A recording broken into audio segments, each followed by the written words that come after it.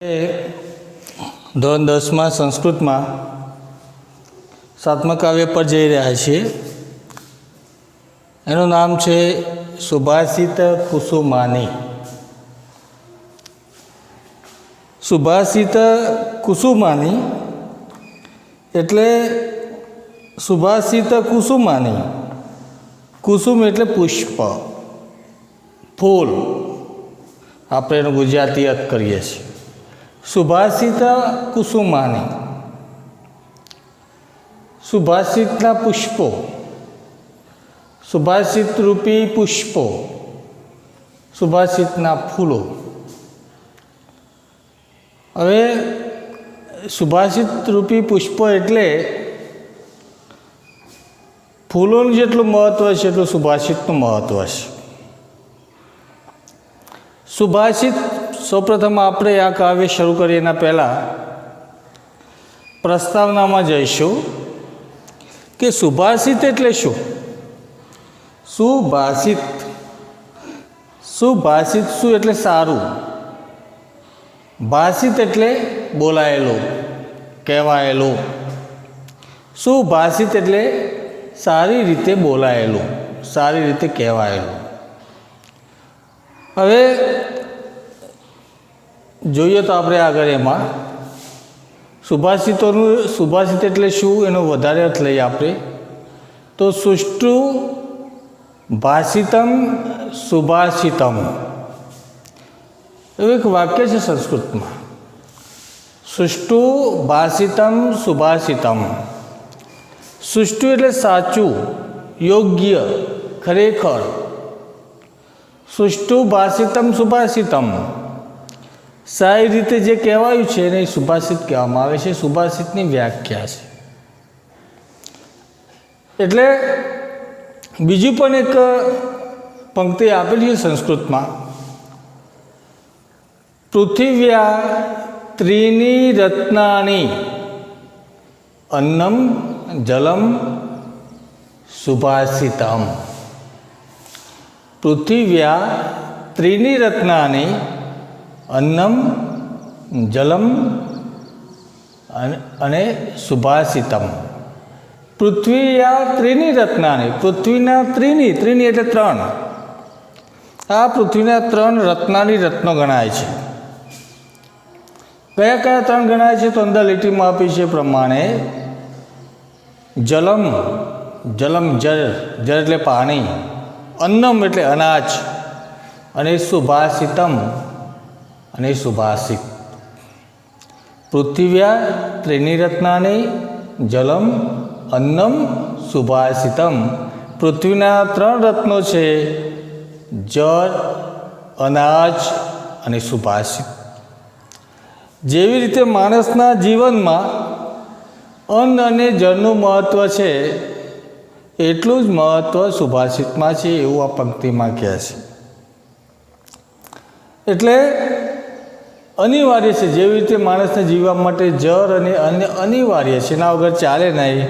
એ માણસે સારું જીવન જીવવું હોય તો સુભાષિતનો અભ્યાસ કરવો જોઈએ, સુભાષિત એને વાંચવા જોઈએ। સુભાષિતનું મહત્ત્વ શું છે તો સુભાષિત ભારતીય સંસ્કૃતિમાં આવેલા છે।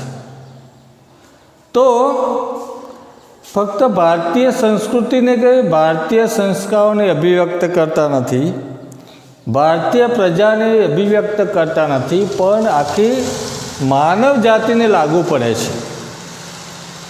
વિશ્વમાં જે મનુષ્યો રહેલા છે બધા મનુષ્યોને આ સુભાષિત લાગુ પડે છે। એટલે માનવ સંસ્કૃતિ નહીં, આખી માનવ સંસ્કૃતિ, ભારતીય સંસ્કૃતિ નહીં પણ આખી જે માનવ સંસ્કૃતિ છે એને અભિવ્યક્ત કરે છે, એને સુભાષિત અભિવ્યક્ત કરે છે અથવા રજૂ કરે છે।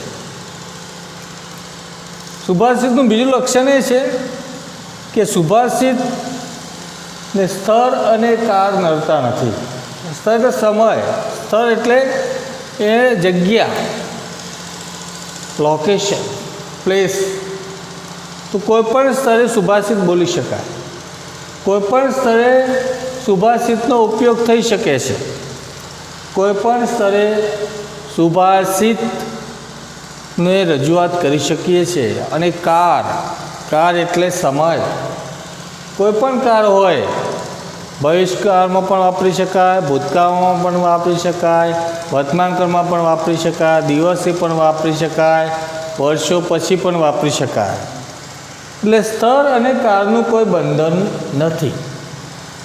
સુભાષિતનું બીજું લક્ષણ છે। સુભાષિત અંગે ત્રીજી વાત એવી છે કે કવિએ અહીં ઉદાહરણ આપેલું છે કે મનુષ્યના જીવનમાં જેવી રીતે મિત્રનું મહત્ત્વ છે, મનુષ્યનું ચારિત્ર કેવું છે એના પરથી આપણને એ કઈ રીતે ખબર પડે? એના મિત્રો પરથી, એના દોસ્તો પરથી ખબર પડે છે। તો જેવી રીતે મનુષ્યના જીવનમાં મિત્રનું મહત્ત્વ છે, ચારિત્ર ઘડતરનું મહત્ત્વ છે, એવી જ રીતે અહીં સુભાષિતમાં જીવનમાં ખૂબ જ મહત્ત્વ છે। એટલે માનવ જીવનના જે મૂલ્યો છે એ મૂલ્યોને પ્રસ્થાપિત કરવા હોય, એ મૂલ્યોને સમજવા હોય તો આપણે સુભાષિતને સમજવા જોઈએ। હવે આ સુભાષિત સંગ્રહમાં 7 પ્રકારના સુભાષિત આપેલા છે। હવે આપણે વિષય પ્રવેશ કરીશું કે 7 સુભાષિતો આપેલા છે। કયા કયા 7 છે? તો જો 1, 2, 3, 4, 5, 6, 7। હવે આ 7 સુભાષિતોમાં શાની વાત કરવામાં આવી છે? તો પહેલા સુભાષિતમાં સજ્જનો અને દુર્જનો, સજ્જનો દુર્જનો, સજ્જનો અને દુર્જનોની વાત કરી છે કે સજ્જનો કેવા હોય છે અને દુર્જનો કેવા હોય છે। તો સજ્જનો સામાન્ય બોલતા હોય, સામાન્ય વાણી બોલતા હોય, રમતમાં બોલતા હોય, સાહજિકતાથી બોલતા હોય, છતાં એ વચનને પાળે છે। એટલે પહેલા શ્લોકમાં કીધું છે કે સજ્જનોનું વચન જે શિલા પર લખેલા અક્ષર જેવું હોય, શિલા એટલે પથ્થર પર લખેલા અક્ષર જેવું હોય છે। એટલે સજ્જનો પોતાના વચનમાંથી આગા પાછા થતા નથી, ડગતા નથી। જ્યારે દુર્જનોનું કહેલું વચન કેવું હોય છે? તો દુર્જનોનું વચન પાણીમાં લખેલા અક્ષર જેવું હોય છે કે પાણીમાં જેવા અક્ષરો લખાય એવા પાણીમાં કેવા અક્ષરો લખે, કેટલી વાર ટકે? તો ટકે નહીં, એવી રીતે દુર્જનોનું વર્તન હોય છે। એટલે સજ્જનો અને દુર્જનોની વાત પહેલા શ્લોકમાં કરી છે। હવે બીજા શ્લોકમાં અહીં વૃક્ષનું મહત્ત્વ બતાવ્યું છે। વૃક્ષ, તો વૃક્ષમાં ફળ અને ફૂલ હોય છે। વૃક્ષ આપણને ફળ અને ફૂલ આપે છે, પરંતુ કોઈ વખતે આપણને ફળ ના મળે છતાં પણ વૃક્ષની છાયાનો આપણે અનુભવ કરીએ છીએ। વૃક્ષ છાંયો તો આપણને આપે જ છે। એટલે મહાપુરુષનો આપણે સંપૂર્ણપણે ઉપયોગ ન કરીએ છતાં પણ જીવનના કોઈ ભાગમાં મહાપુરુષો ઉપયોગી બને છે। ત્રીજા નંબરનો શ્લોક છે ગુણો અને દોષોની વાત છે।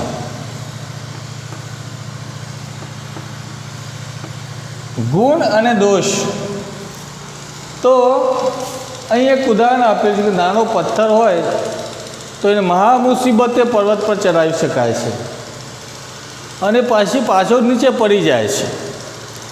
તો ગુણ અને દોષની બાબતમાં પણ આવું જ છે। કોઈ વખતે ગુણ ઉપર જતા રહે તો નીચે આવી જાય છે, દોષ પણ કોઈ વખતે ઉપર ચડી જાય પાછળ નીચે આવી જાય છે। એ દોષ વધી જાય, ઓછા થાય, વધારે ઓછા થાય, એમ ગુણ અને દોષની વાત અહીં ત્રીજા નંબરના શ્લોકમાં કરવામાં આવી છે। ચોથા નંબરના શ્લોકમાં અહીં અવ્યવસ્થિત મનવાળા, અવ્યવસ્થિત મનવાળા માણસો, અવ્યવસ્થિત ચિત્તવાળા માણસો થોડી વારમાં ગુસ્સે થઈ જાય, થોડી વારમાં શાંત થઈ જાય. તો અવ્યવસ્થિત મનવાળા માણસોની કૃપા ભયંકર હોય છે, જોખમી હોય છે, એમ કવિ કહેવા માગે છે, એમ સમજાવવા માગે છે. એના પછીનો 5મા નંબરનો જે શ્લોક છે કે 5મા નંબરનો શ્લોક માણસની પરીક્ષા. માણસની પરીક્ષા કઈ રીતે થાય છે, માણસની કસોટી કઈ રીતે થાય છે. તો જેવી રીતે સોનાની કસોટી કરવી હોય તો એને ઘસવું પડે, તપાવવું પડે, ટીપવું પડે, કાપવું પડે, અને એને કારણે સોની છે એ સોનાની કસોટી કરી શકે છે. એવી રીતે મનુષ્યની કસોટી કરવી હોય તો જ્ઞાન એનું તપાસવું પડે, એનું ચારિત્ર તપાસવું પડે, એના કર્મ તપાસવા પડે. આ બધું તપાસીએ તો માણસ કેવા પ્રકારનો છે એ આપણને ખ્યાલ આવે છે. તો એ ઉદાહરણ આપ્યું છે 5મા શ્લોકમાં. 6ઠ્ઠા નંબરના શ્લોકમાં કે મહાપુરુષોનું જીવન બતાવ્યું છે કે કેવા બનવું જોઈએ, મહાપુરુષોનું અનુસરણ. કેવા મહાપુરુષો? તો આપણે પ્રાચીન સમયમાં અથવા તો જૂના મહાપુરુષોની વાત કરીએ કે રામ, આપત્તિમાં જો તમારે શીખવો તો રામ પાસેથી શીખવું જોઈએ. અને યુદ્ધમાં તમારે શીખવું હોય, યુદ્ધ કેવી રીતે કરવું, સમરાગન કેવી રીતે કરવું, તો તમારે ભીમ પાસેથી શીખવું જોઈએ. દાન કઈ રીતે આપવું, કેવા દાનેશ્વરી બનવું, તો તમારે દાનેશ્વરી કર્ણના પાત્ર પરથી શીખવું જોઈએ. અને કૃષ્ણ પાસેથી તમારે નીતિઓમાં કઈ રીતે સંયમ કરવો, નીતિમાં કેવી રીતે રહેવું, તો કૃષ્ણના ચારિત્ર પરથી ખબર પડે આપણને. પછી પ્રતિજ્ઞાનું પાલન. આપણે જાણીએ તો એક શબ્દ પ્રખ્યાત કે ભીષ્મ પિતામહ પ્રતિજ્ઞા પાલનમાં ખૂબ કઠણ હતા. તો પ્રતિજ્ઞા પાલન કરવામાં ભીષ્મ જેવા થવું જોઈએ. અને અંજના પુત્ર હનુમાન જેવા પરાક્રમના કાર્યો કરવામાં અંજના પુત્ર હનુમાન જેવા થવું જોઈએ, એમ આપણને કવિ કહે છે. અને છેલ્લે 7મા શ્લોકમાં 3 પ્રકારના માણસોની વાત કરી છે. 3 પ્રકારના માણસો. 3 પ્રકારના માણસો કયા કયા માણસો? તો 3 પ્રકારમાં નીચ માણસો, મધ્યમ માણસો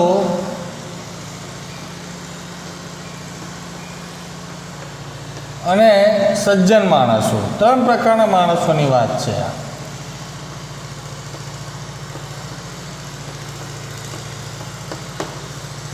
તો નીચ માણસો વિઘ્નના ભયથી પોતાનું કાર્ય શરૂ જ નથી કરતા, એ નીચ માણસો કહેવાય. મધ્યમ માણસો કોને કહેવાય? કે જે વ્યક્તિ હેરાન થઈને, પરેશાન થઈને, હતાશ થઈને પોતાનું કાર્ય અધવચ્ચેથી છોડી દે એને મધ્યમ માણસો કહેવાય. પોતે ખૂબ હેરાન થતા હોય, ગમે તેટલું પરેશાન થતા હોય, છતાં પણ કાર્યને છોડતા નથી, શરૂ કરેલું કાર્ય પૂર્ણ કરીને રહે છે, એને ઉત્તમ પુરુષો, સજ્જન પુરુષો કહેવાય. આમ આ 7 શ્લોકોનો સારાંશ આ પ્રમાણે છે. હવે આપણે પહેલાં આ શ્લોકો વાંચીશું, પછી એનો અનુવાદ કરીશું. પેજ નંબર 31, 31મા પાના પર પહેલો શ્લોક. સદિસ્તુ લીલયા પ્રોક્તમ શિલા લિખિતમ અક્ષરમ અસદ્ધિ શપથેનાપી જલે લિખિતમ અક્ષરમ. બીજા નંબરનો શ્લોક. સેવિતવ્યો મહાવૃક્ષ ફલ છાયા સમન્વિત યદિ દૈવાત ફલમ ન અસ્તિ છાયા કેન નિર્વાયાતે. ત્રીજા નંબરનો શ્લોક. આરોપ્યતે શિલાશૈલે યત્નેન મહતા યથા નિપાત્યતે ક્ષણે નાદ તથા આત્મા ગુણ દોષયો. પાછળના પાના પર પેજ નંબર 32 પર ક્ષણે રૂષ્ટમ ક્ષણે તુષ્ટમ તુષ્ટમ તુષ્ટમ ક્ષણે ક્ષણે અવ્યવસ્થિત ચિત્તસ્ય પ્રસાદોપી ભયંકર.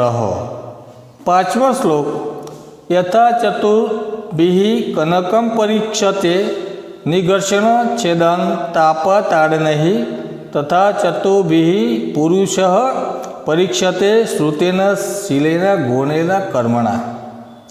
6ઠ્ઠો શ્લોક આપત્સુ રામ સમરેષુ ભીમ દાનેષુ કનચ્ચ નયેષુ કૃષ્ણ ભીષ્મ પ્રતિજ્ઞા પરિપાલનેષુ વિક્રાંત કાર્યેષુ ભવા અંજનેય. 7મો શ્લોક છેલ્લો શ્લોક વાંચીએ. પ્રારભતે ન ખલુ વિઘ્ન ભયેન નિશ્ચય પ્રારભ્ય વિઘ્ન વિહતઃ વિરમંતિ મધ્યઃ વિઘ્નૈ પુનઃ પુનરપી પ્રતિહન્યમાનઃ પ્રારભ્ય ચોત્તમ જના ન પરિત્યજ્યંતિ. હવે આપણે શ્લોકોનો અનુવાદ અને શબ્દાર્થ લઈશું. પહેલાં 4 શ્લોકો આજે લેવાના છીએ. તો પહેલો શ્લોક જોઈએ. સદિસ્તુ લીલયા પ્રોક્તમ શિલાલિખિતમ અક્ષરમ અસદ્ધિ સપ્યથેનાપી જલે લિખિતમ અક્ષરમ. પહેલી લીટી લઈએ. સદિસ્તુ, સદી એટલે સજ્જનો. સદિસ્તુ લીલયા પ્રોક્તમ, લીલયા એટલે રમતમાં. લીલયા શબ્દ લખતા રહેવાનું. લીલયા એટલે લીલયા તો રમતમાં.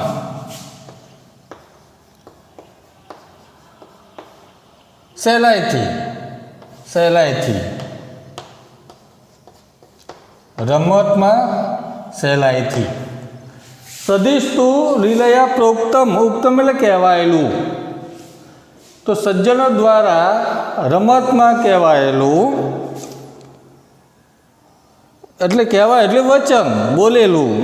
સજ્જનો દ્વારા રમતમાં બોલાયેલું વચન તો સજ્જનો દ્વારા રમતમાં કહેવાયેલું વચન.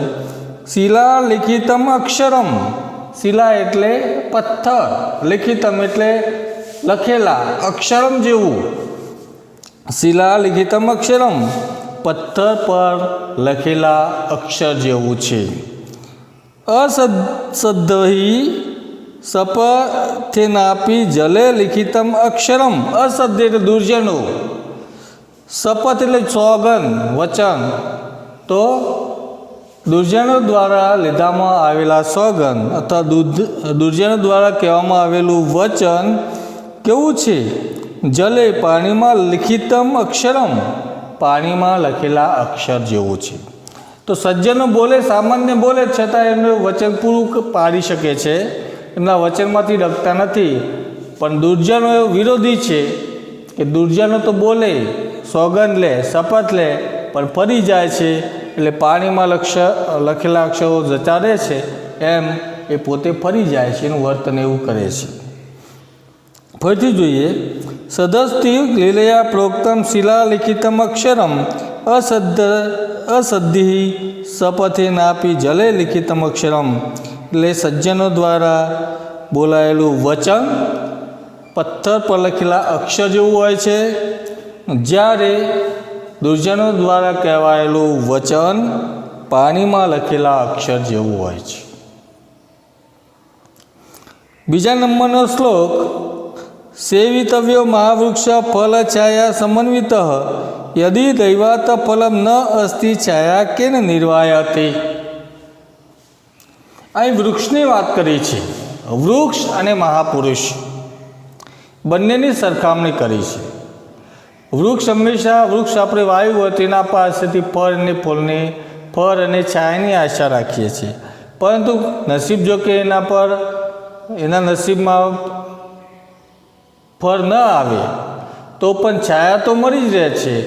એમ મહાપુરુષના સંસર્ગમાં ભલે આપણે રહીએ, આપણે સંપૂર્ણપણે લાભ ના મળે, મોક્ષ ના મળે, પણ આપણું જીવન તો સુધરી શકે છે, એમ કવિ કહેવા માગે છે. સેવિતવ્ય મહાવૃક્ષ ફલ છાયા સમન્વિત. ફળ છાયા સમન્વિત, તો ફળ અને છાયાવાળા મહાવૃક્ષનું ફળ છાયા સમન્વિત, ફળ અને છાયાવાળા મહાવૃક્ષ સેવિતવ્યો, પાછળથી શબ્દો લેવાના છે. તો ફળ અને છાયાવાળા મહાવૃક્ષનું સેવન કરવું જોઈએ. યદિ જો દૈવાત ફલમ ન અસ્તિ, દૈવાત એટલે નસીબ જોગે, દૈવાત એટલે નસીબ, દૈવ એટલે નસીબ, નસીબ જોગે દૈવાત ફલમ ન અસ્તિ, પણ નસીબ જોગે ફળ ન હોય તો છાયા કેમ નિર્વાહતે, છાયાને નિવારી શકા, છાયાને કોણ કેન એટલે કોણ નિવારી શકે. યદિ દૈવાત ફલમ ન અસ્તિ છાયા કેમ નિર્વાહતે, જો સદભાગ્ય અથવા ભાગ્યને આધીન અથવા તો જો ભાગ્યવશાત જો નસીબને કારણે ફળ ન હોય તો છાયાને કોણ નિવારી શકે છે. ફરીથી લઈએ.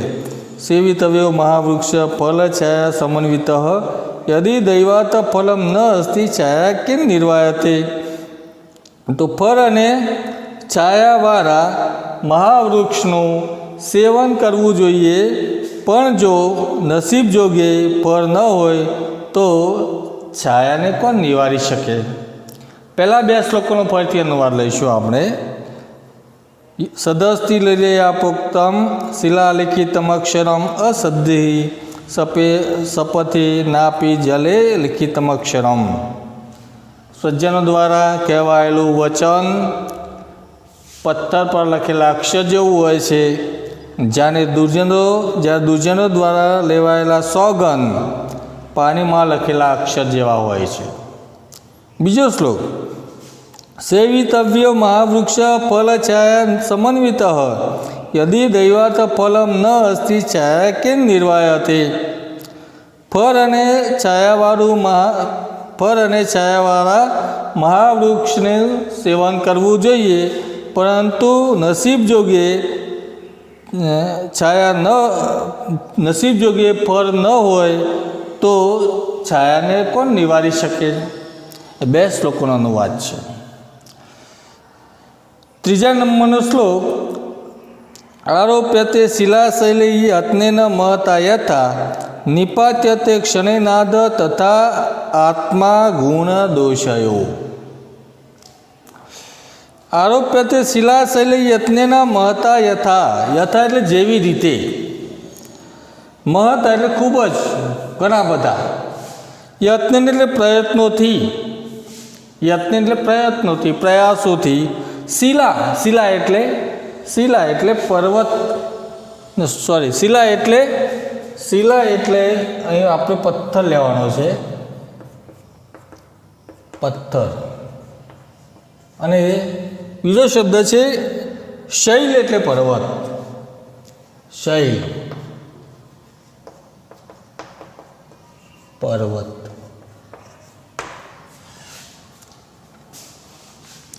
આરોપ્યતે શિલા શૈલૈ યત્નેન મહતા યથા જેવી રીતે, મહતા એટલે ઘણા બધા, યત્નેના પ્રયત્નોથી, શિલા એટલે પથ્થરને, શૈલી આરોપ્ય ચડાવવામાં આવે છે, પર્વત પર ચડાવવામાં આવે છે. નિપાત્યતે ક્ષણેનાદ, ક્ષણવારમાં, થોડી વારમાં, અધ એટલે નીચે, નિપાત્ય એટલે પડી જાય છે, નિપાત્યતે ક્ષણેનાદ ક્ષણવારમાં નીચે પડી જાય છે. તથા તેવી જ રીતે આત્મા ગુણ દોષયો, તેવી રીતે આત્માના ગુણ અને દોષોમાં પણ આવું જ, તેવી જ રીતે આત્માના ગુણ અને દોષોમાં પણ આવું જ છે. એ રીતે વાક્ય તમારે પૂરું કરવાનું છે. ફરીથી લઈએ. આરોપ્યતે શિલાશૈલી યત્નેન મહતા યથા નિપાત્યતે ક્ષણેનાદ તથા આત્મા ગુણાદોષયો. જેવી રીતે ખૂબ જ પ્રયત્નોથી પથ્થરને પર્વત પર ચડાવવામાં આવે છે અને ક્ષણવારમાં તે નીચે પડી જાય છે, તેવી જ રીતે આત્માના ગુણ અને દોષમાં પણ આવું જ. ચોથા નંબરનો શ્લોક પાછા જઈએ. क्षणे रुष्टम क्षणो तुष्टम रुष्टम तुष्टम क्षणे क्षणे अव्यवस्थित चित्तस्य प्रसादोपि भयंकरः। क्षणे रुष्टम क्षणवाરમાં रुष्ट થવું, रुष्ट થવું એટલે ગુસ્સે થવું, ક્રોધે ભરાવું। क्षणे रुष्टम क्षणवाરમાં ક્રોધે ભરાવું। क्षणे तुष्टम तुष्टम એટલે સંતોષ, क्षणवाરમાં संतोष। ફરીથી એક ને શબ્દો લીધા છે, रुष्टम तुष्टम क्षणे क्षणे। તો આમ क्षणवाરમાં ગુસ્સો કરવો અને ક્ષણવારમાં સંતોષ કરવો, શાંત થવું, આવું કોના જીવનમાં બને છે? અવ્યવસ્થિત ચિત્તસ્ય પ્રસાદોપી ભયંકર। અવ્યવસ્થિત ચિત્ત એટલે મન, અવ્યવસ્થિત મનવાળાની પ્રસાદોપી, પ્રસાદ એટલે કૃપા, દયા, મહેરબાની, ભયંકર ભયંકર હોય છે। અવ્યવસ્થિત ચિત્તસ્ય પ્રસાદોપી ભયંકર, અને અવ્યવસ્થિત મનવાળાની કૃપા ભયંકર હોય છે। ફરીથી લઈએ, क्षणे रुष्टम क्षणे तुष्टम रुष्टम तुष्टम क्षणे क्षणे अव्यवस्थित चित्तस्य प्रसादोपि भयंकर। क्षणवाરમાં ગુસ્સામાં, ક્ષણવારમાં શાંત, ક્ષણવારમાં ગુસ્સામાં અને ક્ષણવારમાં શાંત થવું, આવું અવ્યવસ્થિત ચિત્તવાળા મનવાળાની કૃપા ભયંકર હોય છે। ફરી લઈએ, क्षणे रुष्टम क्षणे तुष्टम रुष्टम तुष्टम क्षणे क्षणे अव्यवस्थित चित्तस्य प्रसादोपि भयंकर। એટલે ક્ષણવારમાં ગુસ્સે ભરાવું, ક્ષણવારમાં શાંત ભરાવું, શાંત થવું।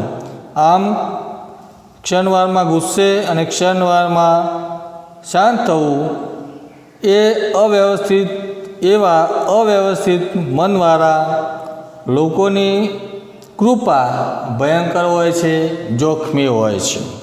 હવે ત્રીજો અને ચોથો શ્લોક એ બંનેનો આપણે ભેગો અનુવાદ કરીશું।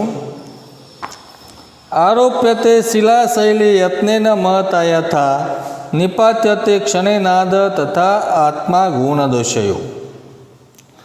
જેવી રીતે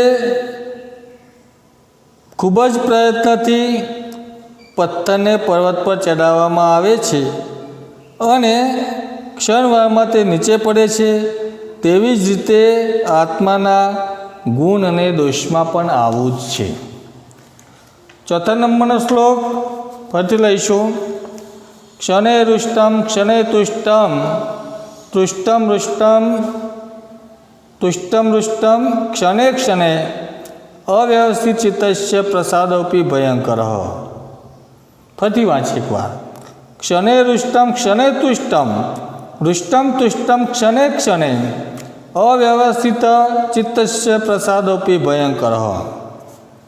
क्षणवाરમાં ગુસ્સામાં, ક્ષણવારમાં શાંત, આમ ક્ષણવારમાં ગુસ્સે થવું અને ક્ષણવારમાં શાંત થવું એવા અવ્યવસ્થિત મનવાળાઓની કૃપા ભયંકર હોય છે।